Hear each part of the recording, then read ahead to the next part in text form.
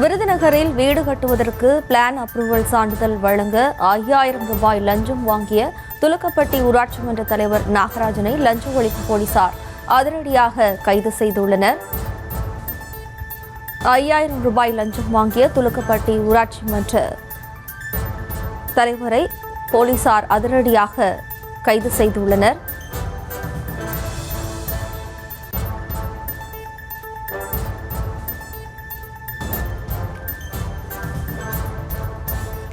கூடுதல் விவரங்களோடு நமது செய்தியாளர் பாலமுருகன் இணைகிறார். வணக்கம் பாலமுருகன். வணக்கம் ஜெயஸ்ரீ.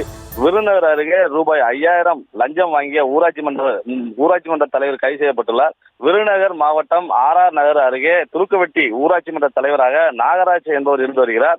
இந்நிலையில் விருதுநகர் பகுதி கத்தாலப்பட்டியைச் சேர்ந்த 108 ஆம்புலன்ஸ் டிரைவராக வேலை செய்து வரும் மணிமாறன் என்பவர் அதே பகுதியில் வீடு கட்டுவதற்கு பிளான் அப்ரூவல் சான்றிதழ் கேட்டு ஊராட்சி மன்ற தலைவரை அணுகியுள்ள நிலையில் அப்ரூவல் சான்றிதழ் வழங்குவதற்கு ரூபாய் 15000 லஞ்சமாக அவர் கேட்டுள்ளார். இது குறித்து மணிமாறன் விருதுநகர் லஞ்ச ஒழிப்பு போலீசில் புகார் அளித்தார்.